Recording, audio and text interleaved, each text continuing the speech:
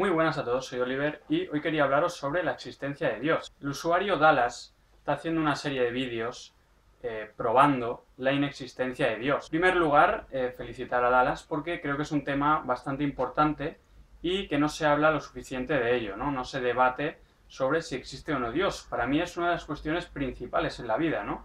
¿Existe Dios? ¿No existe?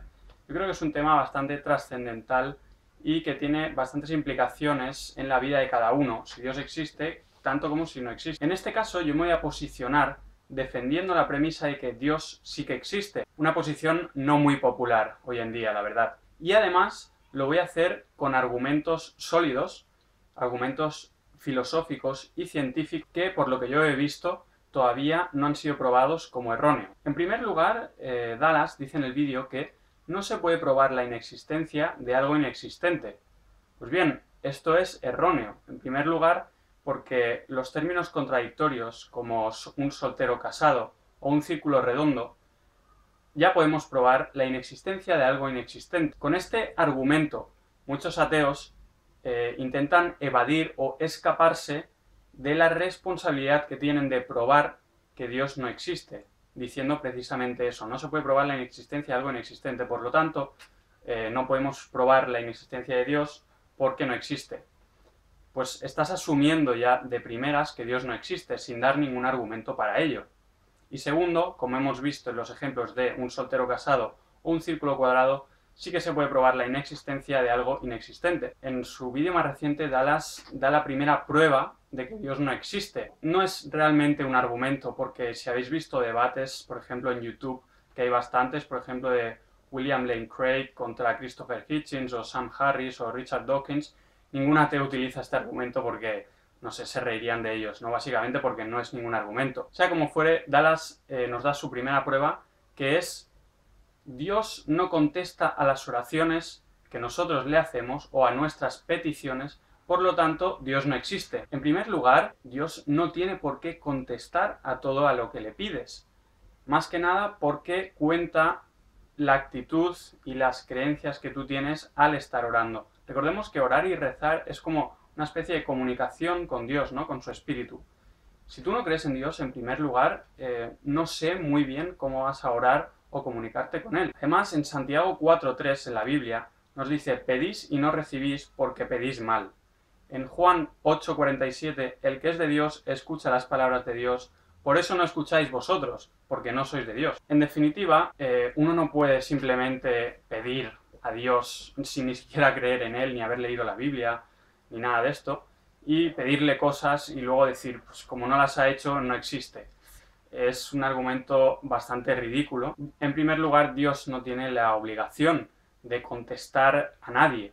En segundo lugar, uno no sabe muy bien cómo Dios contesta a las oraciones. Es decir, que aunque no se manifieste inmediatamente lo que tú le hayas pedido a Dios, no quiere decir que Él no actúe en tu vida de una determinada manera gracias a esa oración. Recordemos que Dios, como ser todopoderoso, por propia definición, sabe perfectamente lo que cada uno de nosotros necesita y lo que es mejor para todo ser humano. Que tú no entiendas determinadas acciones o situaciones en la vida no quiere decir que no exista Dios, simplemente que Él está obrando de una manera que tú no puedes llegar a comprender. Luego Dallas nos dice cómo debería actuar Dios. Debería hablar claramente, decir la verdad, porque de eso se trata, ser un Dios perfecto. La pregunta es, ¿cómo puedes saber cómo debe de actuar Dios? ¿Eres tú omnipotente para saber lo que haría un ser perfecto?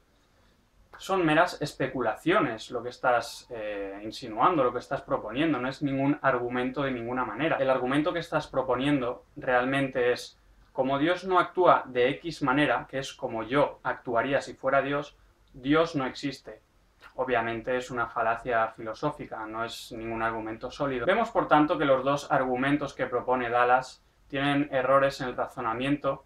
El primero de ellos, Dios no existe porque no contesta mis oraciones, es falso, como hemos visto, no siempre se manifiesta la respuesta de Dios como uno cree que debería manifestarse o no se manifiesta inmediatamente. Y el segundo argumento de Dios debería actuar de X manera es también erróneo porque es mera especulación, es meramente tu opinión personal.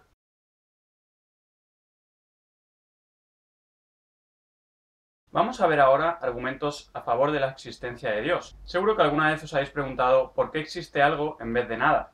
¿Por qué existe el universo en vez de no existir? Pues bien, el argumento es el siguiente.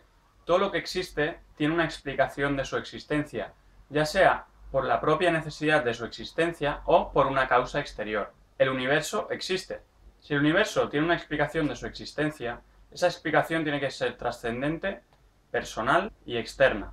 ¿Por qué? Porque la causa del universo tiene que ser superior al propio universo, es decir, externo al propio universo, fuera de los ámbitos temporales, espaciales y materiales. Solo hay dos cosas que quepan en esa descripción, y son los objetos abstractos o una mente incorpórea, una mente inteligente incorpórea. Los objetos abstractos, como el número 7, no causan nada, el número 7 no causa nada. Por lo tanto, esto nos deja con que la causa del universo tiene que ser personal, trascendente y externa. Esto es, en definitiva, lo que se conoce tradicionalmente como Dios. La causa tiene que ser personal porque Dios tuvo que tener la voluntad de crear el universo, porque un principio básico científico es que de la nada, nada sale. Por lo tanto, de la nada no puede surgir de repente un universo entero. El creador del universo, lo que creó el universo, debió hacerlo con voluntad, es decir, personal. Otro argumento es el cosmológico o el Kalam cosmológico. Alexander Vilenkin y otros cosmólogos demostraron en 2012, en una reunión titulada El estado del universo, para conmemorar el 70 aniversario de Stephen Hawking en la Universidad de Cambridge, que el universo no podía ser eterno en el pasado, sino que necesitaba de un comienzo. En esta reunión, Vilenkin probó como erróneas las tres teorías más conocidas que intentaban evitar un creador del universo, un comienzo del universo. La conclusión de Vilenkin, Alan Guth y demás cosmólogos fue que toda la evidencia que tenemos nos indica que el universo tuvo un comienzo. La mejor explicación para el comienzo, la creación del universo, como hemos visto en el anterior argumento, es Dios, un ser trascendente, personal, una mente incorpórea. Esto se relaciona también con el argumento del diseño, que dice que Dios es la mejor explicación para las condiciones iniciales que permitieron la creación de la vida, el universo, ya que las probabilidades de que el universo reuniera por azar, por simple casualidad, estas condiciones iniciales para la creación de la vida son remotas, si no casi inexistentes. Por lo tanto, tuvo que intervenir Dios en esta creación. Y por último, otro argumento interesante es el argumento moral, el cual nos dice que si Dios no existe, no existen los valores morales objetivos. Algo es objetivo cuando es verdad independientemente de la opinión humana. Es decir, el cielo es azul independientemente de nuestra opinión personal. Y algo es subjetivo cuando depende concretamente de tu opinión. Por ejemplo, el helado de vainilla está bueno, es una opinión subjetiva y no es una verdad objetiva. Porque puede ser verdad para ti, pero para mí no lo es. Por lo tanto, si Dios no existiera, el bien y el mal serían relativos a la cultura, al momento histórico o a la zona geográfica. No habría alguien, un creador, que nos da las pautas para saber lo que está bien y lo que está mal. El argumento entonces sería, si Dios no existe, los valores morales objetivos no existen.